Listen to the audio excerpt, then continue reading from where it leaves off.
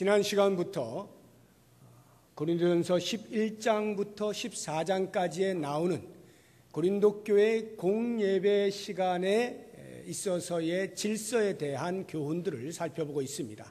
지난 시간은 여자들이 당대의 사회적 간습이었던 머리에 두건을 쓰는 것, 예배포라고 할 때 나는 이제 그리스도 안에서 자유자가 되었으니까 더 이상 이런 것에 얽매이지 않겠다 해서 벗어 던지면서 기도를 하거나 예언을 하거나, 즉 지도자로서의 자리에 서서 직분을 감당하는 그와 같은 일들에 있어서 사도 바울은 질서를 지켜야 한다라고 해서 예배포를 쓸 것을 권면했던 것을 살펴보았습니다. 이제 그 두 번째 공예배 가운데에서 일어나는 무질서에 대한 교훈이 오늘 말씀 중에 나오는데 바로 성찬에 관련되어진 것입니다. 이 성찬은 오늘날 우리가 행하는 성찬과 그 당시에 초대교회 성도들이 행했던 성찬의 차이를 먼저 약간 이해를 하는 것이 필요합니다. 우리가 요즘은 1년에 한 두어 번 정도 이렇게 하죠. 우리 교회는 부활절 때, 추수감사절 때, 그리고 송구영신 예배 때 3번 하고 특별한 일이 있을 때 한두 번 더 하는 이 정도를 하는데요. 그 당시에 성찬은 매주일 했습니다. 매주일 어떻게 하느냐 하면 예배를 마치고 그 당시에는 하루 종일 주회전에서 예배하는 거예요. 모든 삶 자체가 다 예배예요. 예배하고 이제 저녁 때쯤 되어서 집에서 각자 음식을 가지고 옵니다.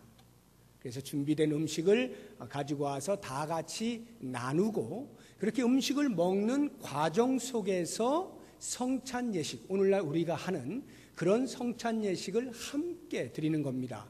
그러니까 그 당시에 성찬이라고 하는 것은 우리가 요즘 말하는 애찬, 식사를 같이 하면서 교제 나누는 애찬과 성찬 예식이 함께 있는 것을 가리켜서 성찬이라 이렇게 이야기를 한 것입니다.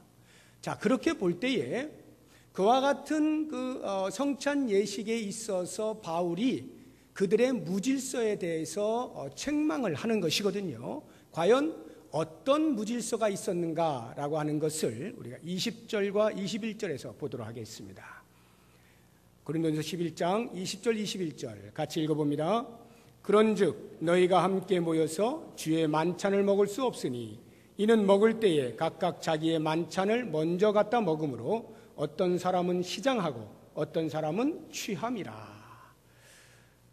이게 무슨 말씀이냐 하면 음식을 각자 집에서 가지고 오다 보니까 넉넉한 사람들은 음식을 장만해서 가지고 오는 것에 아무런 어려움이 없습니다. 풍성하게 가져옵니다. 그러나 가난한 사람들은 그게 쉽지가 않은 거예요.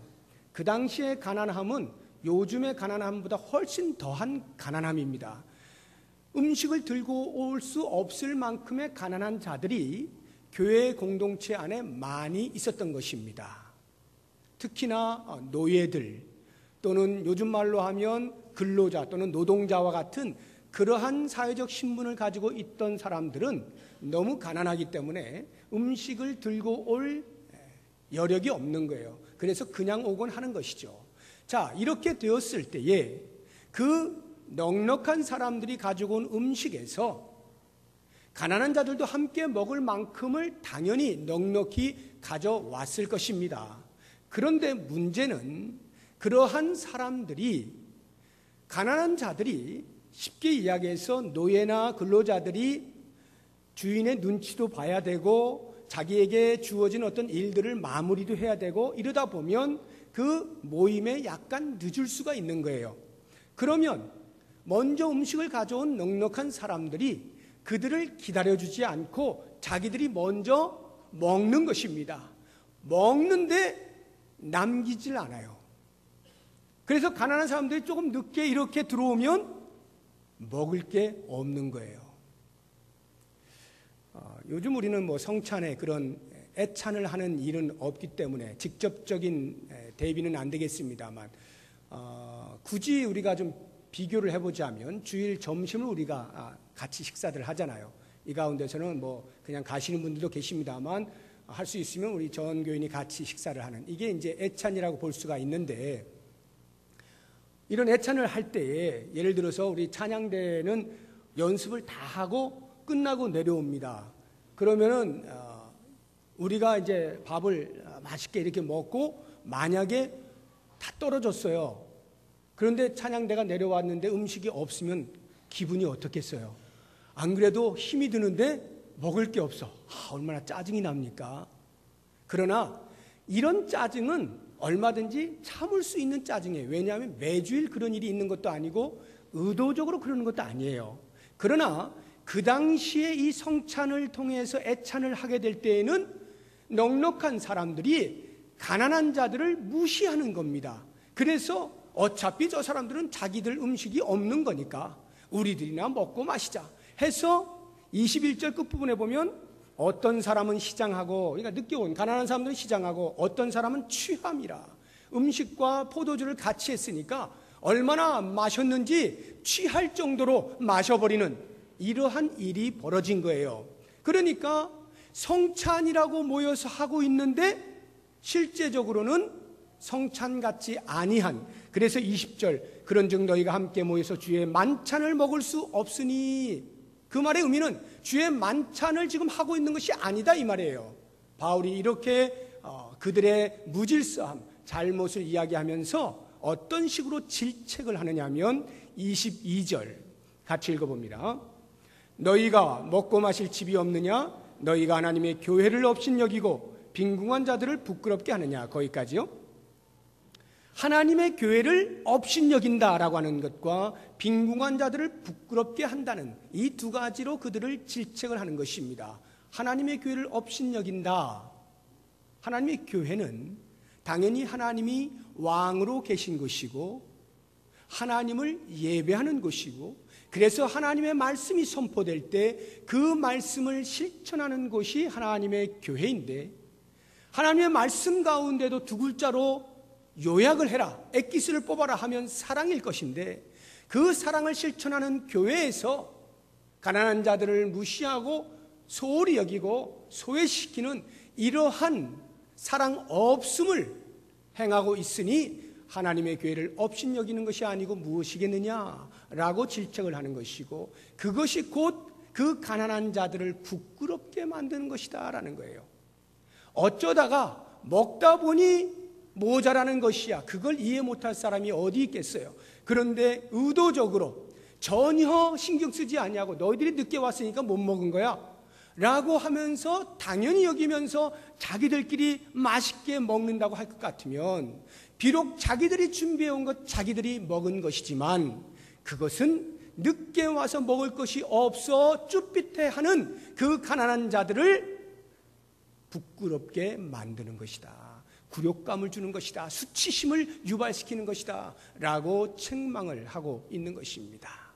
그래서 사도 바울이 지금부터 잘 들어라, 내가 다시 성찬 예식의 의의를 말하겠다. 내가 이미 너희들에게 오래전에 말하였는데 너희들이 제대로 실현하지 않고 있구나. 이제 다시 말을 할 테니까 정확히 알아듣고 실천했으면 좋겠다 라고 권면하기 시작하는 것이 23절부터의 말씀인 것입니다.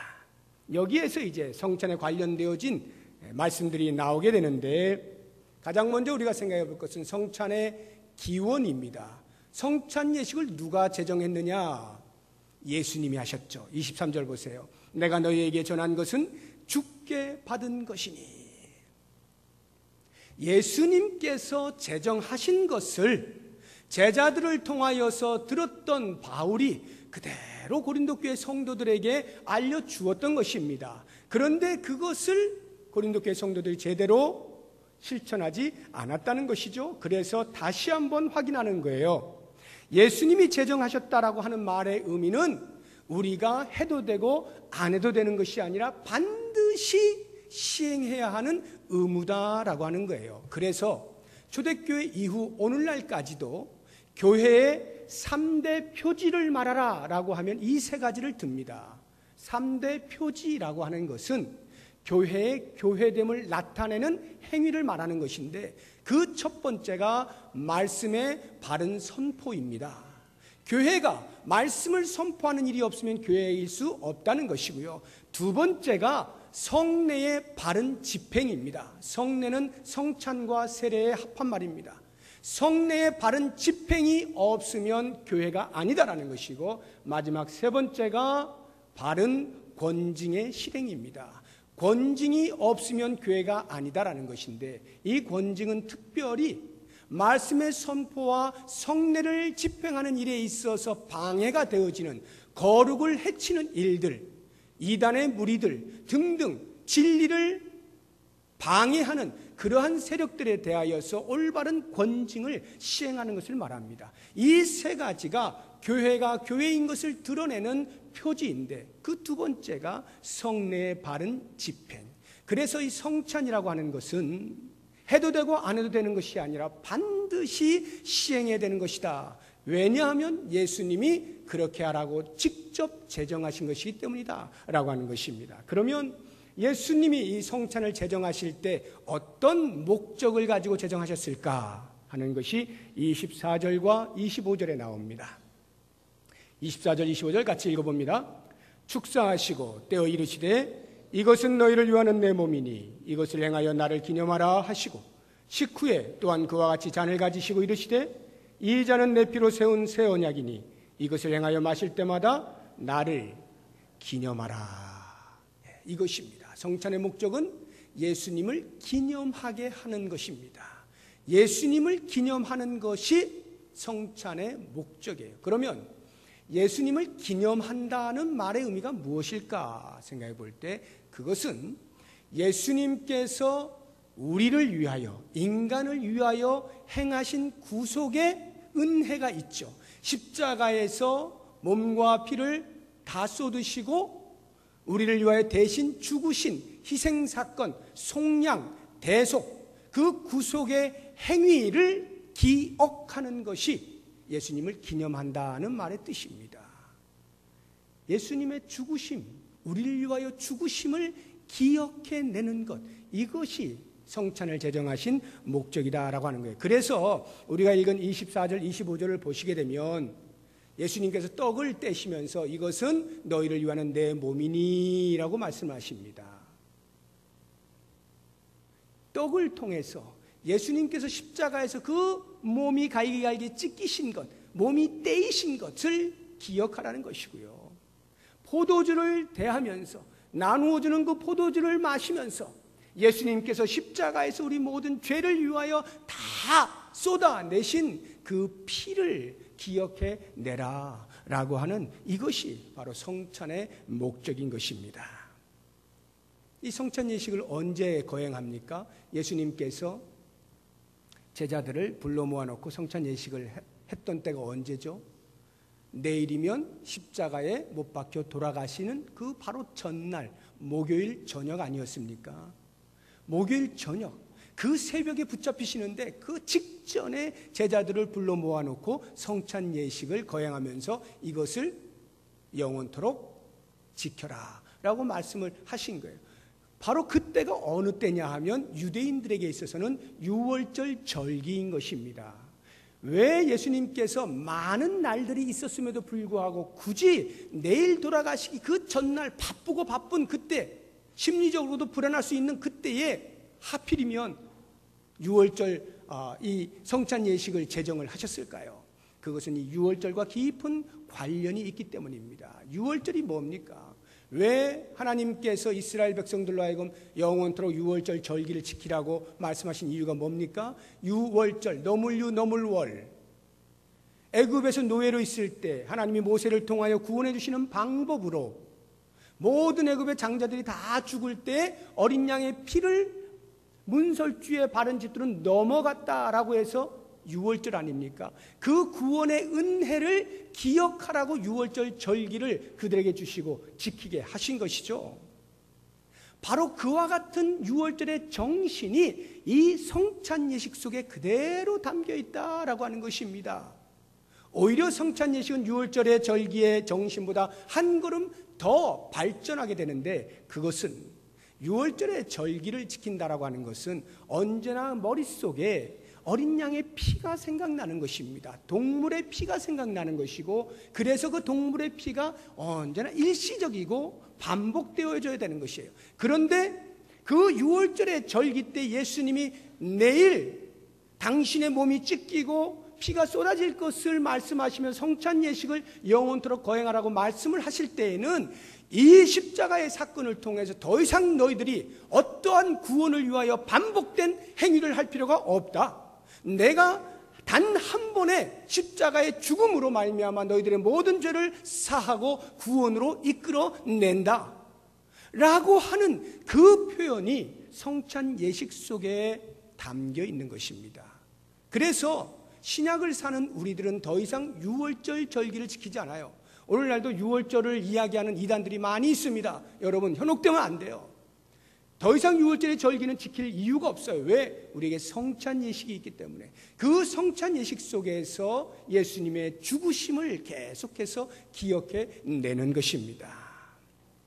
자, 그렇다고 한다면 이와 같은 성찬의 목적을 통해서 예수님께서 우리들에게 주시고자 하는 성찬의 유익이 무엇인가? 또는 성찬을 통해서 우리들이 반드시 경험해야 하는 것이 무엇인가 하는 것을 오늘 말씀을 통해서 한 3가지 정도를 생각을 해볼 텐데, 그 첫 번째가 성찬 예식에 참여함을 통하여서 우리의 구원에 대한 기쁨과 감격과 감사를 경험하는 것입니다.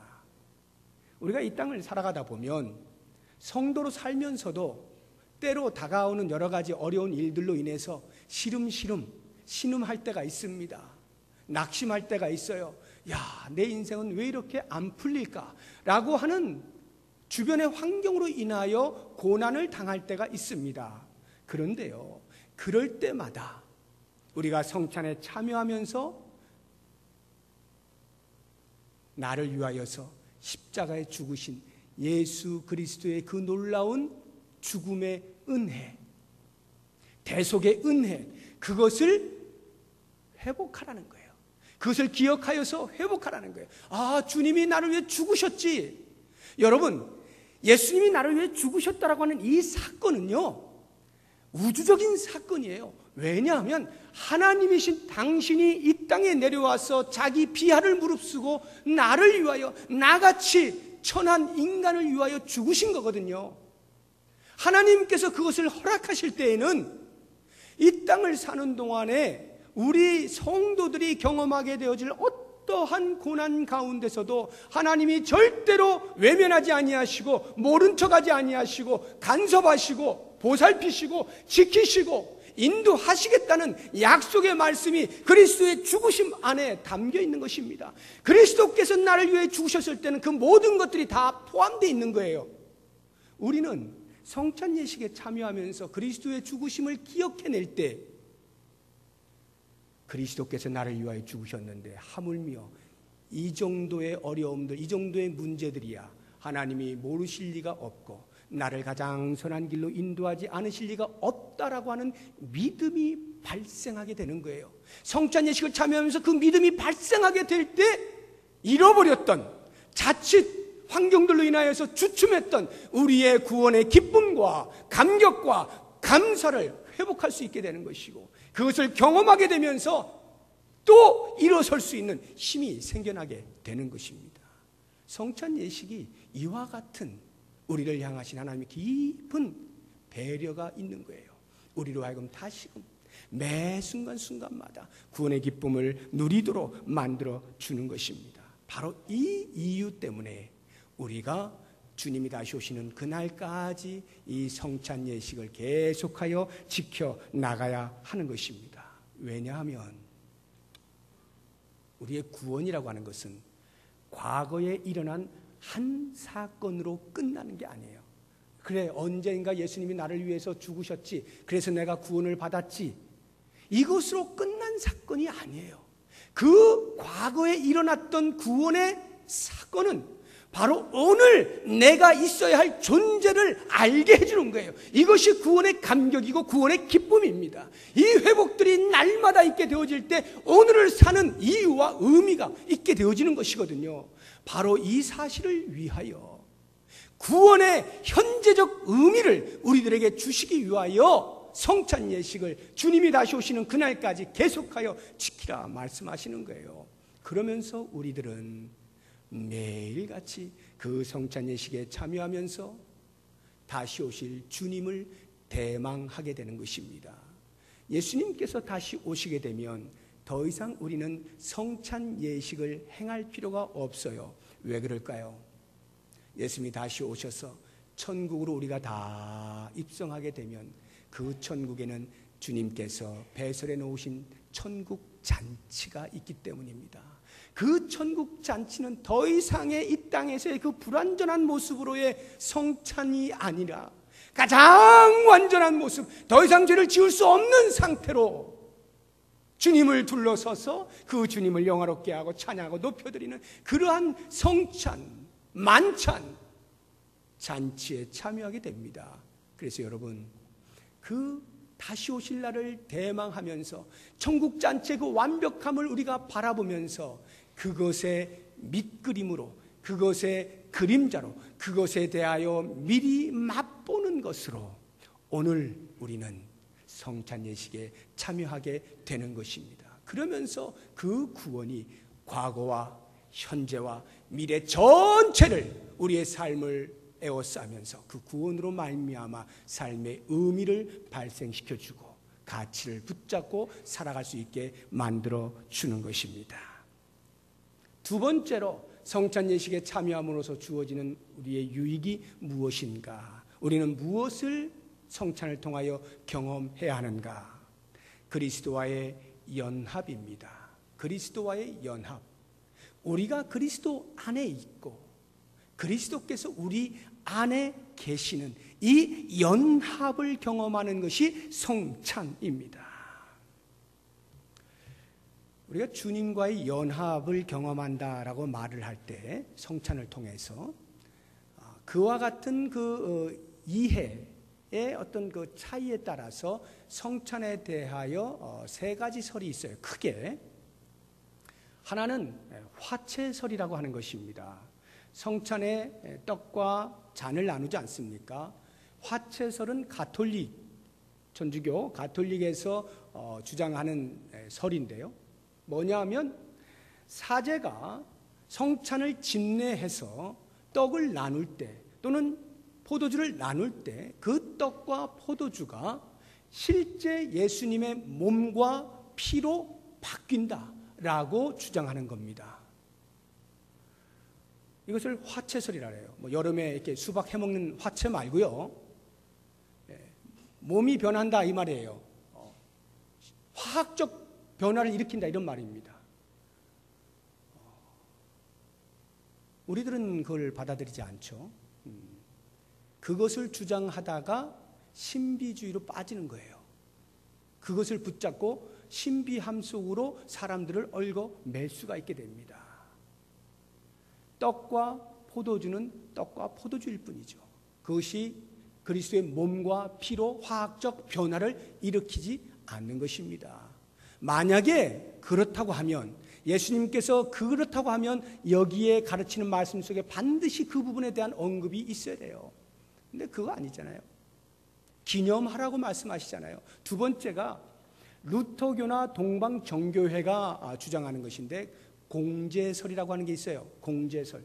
이건 뭐냐 하면 화학적 변화가 일어나지는 않지만 성령의 도우심으로 집례를 할 때에 그 안에 그 떡과 포도주 안에 그리스도가 임재하신다라고 하는 공제설입니다. 어느 정도는 이해가 되지만 역시 우리들이 받아들이는 건 아니고요. 우리 보편적으로 개신교가 대부분 받아들이고 있는 이 연합의 경험이라고 하는 것은 방금 말씀드린 기념설이거든요. 기념설이라고 하는 것은 이 떡과 포도주를 나누는 것이 그리스도의 찢긴 그 몸을 기억해내고 그리스도의 흘리신 피를 기억하는 상징적 행위로서 이야기하는 것입니다. 이것은 상징이다. 그리스도의 몸과 그리스도의 피를 상징하여 우리가 떡과 잔을 대한다. 그러면서 그 속에서 우리가 성찬의 의의를 찾는 것이다 라고 말하는 게 기념설이에요. 대부분의 개신교는 이 기념설을 받아들이고 있는 것이고 성경이 그것을 가르치고 있는 것입니다. 이 기념하는 이 행위를 통하여서 그리스도와의 연합을 재확인하는 것이고 이미 우리 가운데 임재하여 계시는 그분을 확인하는 것이고 우리가 어떠한 존재라고 하는 것을 성찬 예식에 참여함을 통하여 재확인을 받는 것입니다. 주님은 포도나무고 우리는 그 가지인 것을 성찬 예식에 참여할 때마다 계속해서 끊임없이 기억해 내음으로써 우리의 정체성을 확인하는 거예요. 내가 누구냐라고 할 때 나는 주님께 붙어 있는 사람, 주님과 연합하는 사람, 주님의 사람, 그래서 그리스도인이라고 이야기하는 것이죠. 바로 이 사실을 확인받는 곳이 성찬 예식이다라고 하는 거예요. 이제 마지막 세 번째로 성찬 예식을 통하여 무엇을 우리가 경험해야 되는가, 어떤 유익이 있는가라고 할 때 성도 간의 하나됨을 경험하게 됩니다. 성도 간의 하나됨을 경험해야 합니다. 이것이 성찬이 우리에게 주는 유익인 것입니다. 성도라고 하면 그리스도 안에서 사회의 어떠한 신분 고하를 막론하고 모두가 하나, 한 가족이라 우리는 이렇게 이야기를 하고 있고요. 제가 끊임없이 여러분들에게 말씀드린 부분도 바로 이 부분입니다. 자, 그런데 고린도 교회 성도들이 이 부분에서 부족함을 보였어요. 그래서 이 사도 바울이 고린도 교회 성도들을 향하여서 너희들이 지금 성찬에 합당하지 않게 참여하고 있다라고 이야기를 하고 있는 것입니다. 합당하지 않게라고 하는 이 말 27절 보세요. 그러므로 누구든지 주의 떡이나 잔을 합당하지 않게 먹고 마시는 자는, 이 합당하지 않게 먹고 마시는 것에 대하여서 우리들 대부분이 어떻게 이해를 하고 있느냐면요, 개인의 죄와 관련해서 이해를 합니다. 그 뒤를 보시게 되면 주의 몸과 피에 대하여 죄를 짓는 것이니라 이렇게 되어 있지 않습니까? 그리고 29절에 보게 되면 주의 몸을 분별하지 못하고 먹고 마시는 자는 자기의 죄를 먹고 마시는 것이니라 이렇게 말씀을 하고 있습니다. 이 죄와 관련되어져서 합당하다라고 하는 말을 이해를 하고 있는 거예요. 그리고 실제적으로 자기의 죄를 먹고 마시게 되면 자기의 죄를 먹고 마신다는 이야기는 그래서 자신의 삶 속에서 그 죄에 대한 대가가 드러난다 이 말이에요.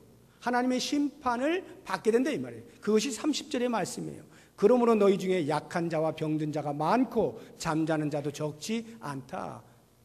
죄의 결과로 인하여서 이런 일들이 일어난다. 잠자는 자는 죽었다는 것을 말하는 거예요. 이러한 하나님의 심판을 너희들이 보고 있지 않느냐라고 하는 말입니다. 바로 이와 같은 이유 때문에 사도 바울이 이야기하고 있는 합당하지 않게라고 하는 것을 개인의 죄와 관련해서 많이 이해를 하고 있고, 오늘날의 대부분의 목사님들도 그렇게 이해를 하고 있고, 저 역시도 성찬 예식을 거행할 때 그렇게 말씀을 드리지 않습니까? 여러분 가운데 혹시 아직 죄에 대하여 회개하지 않은 분들은 세례를 받으신 분이라 할지라도 사양하십시오라고 말씀을 드리잖아요. 죄를 지은 상태로, 회개하지 아니한 상태로, 깨끗하지 아니하고 거룩하지 아니한 상태로 그리스도와의 연합의 자리인 그 자리를 참여할 수 없다는 거예요.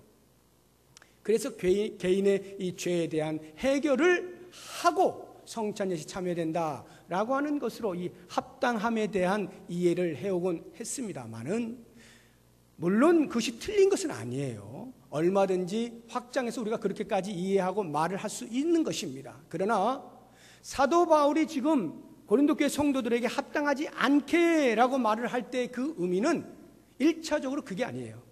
내용이 그게 아닙니다. 우리가 그 내용을 이미 놓쳐버렸어요. 1차적 내용을 놓쳐버리고 더 먼 데까지 확장된 의미만을 지금 가지고 생각을 하게 되었는데요. 그 1차적 의미를 우리가 찾아내야 됩니다. 그게 뭐냐 하면 뭐가 합당하지 않다는 것이냐? 성도 간에 하나됨을 경험하지 못한 채 성찬에 참여하는 것이 합당하지 않다라고 이야기를 하고 있는 것입니다. 공동체의 하나됨을 해치는 상황 속에서 성찬에 참여한다는 것은 말이 안 되는 것이다 라고 이야기하는 거예요. 그래서 18절과 19절을 보세요. 먼저 너희가 교회에 모일 때 너희 중에 분쟁이 있다함을 듣고, 분쟁이 있죠. 19절에도 보면 너희 중에 파당이 있다. 파당, 분쟁과 파당에 대한 이야기가 나오지 않습니까? 이것은 1장에서 이미 이야기된 거잖아요.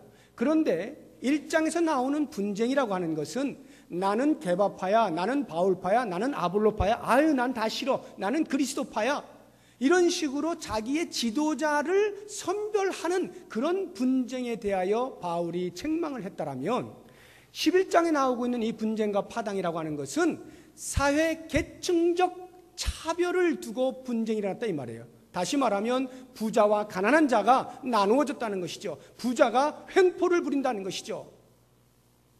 사회에서는 그것이 지극히 당연한 것으로 받아들여지고 있기 때문에 누가 뭐라 하지 않습니다. 가난한 자는 그냥 우리는 그런 인생이야 라고 살아요. 그러나 주의 교회의 새로운 공동체 안에서는 그것이 아니다라고, 종이나 자유자나 다 하나라고 가르쳐 왔기 때문에 모두가 한 가족인 것인데, 바로 그 부분에 대해서 부자들이 가난한 자들을 배려함이 없이 자기들의 권리를 다 사용하는 것에 대하여서 사도 바울이 합당하지 않다 이렇게 이야기를 하고 있는 것입니다. 바로 그와 같은 이유 때문에 바울이 그러면 어떻게 해야 됩니까? 라고 하는 대안을 제시할 때 33절을 보십시오. 그런즉 내 형제들아 먹으러 모일 때에 서로 기다리라. 기다리라는 거예요. 좀 기다리라는 거예요. 내가 내 음식 가져왔다고 해서, 내가 지금 배고프다고 해서 그냥 다 먹어버리지 말고 조금 기다리라는 거예요. 그것이 예수님께서 성찬을 제정하신 공동체의 하나됨을 경험하는 길이다 이 말이에요. 먼저 먹어버리면 하나됨을 경험할 길이 없다는 것이죠. 그게 합당하지 않다는 것입니다. 기다리라는 거예요. 너무 배고파서 못 기다리겠는데요. 그런 사람은 너희들은 음식 가져올 수 있을 만큼 넉넉하지 않느냐. 그러면 집에서 좀 먼저 먹고 와. 집에서 좀 먼저 먹고 와. 그러면 기다릴 수 있잖아. 그러면 기다려서 모든 성도들이 다 모였을 때 가난한 자들도 조금도 부끄럽지 않게 수치감 느끼지 아니하고 우리는 역시 하나야. 야 정말 저분들 대단해 라고 하는 감사의 마음을 같이 품으면서 우리는 가족이다 라고 하는 것을 경험하면서 그렇게 성찬에 참여할 때 그것이 합당한 것이다 라고 말씀을 하고 있는 것입니다. 사랑하는 성도 여러분, 이제 결론의 말씀을 맺겠습니다. 성찬은 주의 죽으심을 오실 때까지 전하는 행위입니다. 26절 보세요. 26절 다 같이 시작. 너희가 이 떡을 먹으며 이 잔을 마실 때마다 주의 죽으심을 그가 오실 때까지 전하는 것이니라. 성찬이 주의 죽으심을 전하는 것이래요. 주님이 다시 오시는 그날까지 주의 죽으심을 전하는 행위다라고 이야기를 하고 있는 것입니다. 보통 우리가 주의 죽으심을 전하는 것은 뭘로 합니까? 말로 하죠.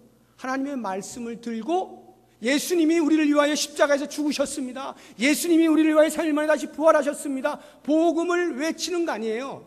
말씀 선포, 전도하는 행위를 통하여서 예수님의 죽으심을 알리는 것이 보편적입니다. 그런데 놀랍게도 바울이 권면하는 것은 그렇게 입으로 전하는 것이 있는가 하면 우리의 몸으로, 우리의 행동으로, 우리의 그림으로 그리스도의 죽으심을 전하는 일이 있는데 그게 바로 성찬 예식이다 이렇게 말씀하고 있는 거예요. 여러분 만약 TV를 보는데 소리는 들리는데 화면이 안 나오면 어떻게 돼요?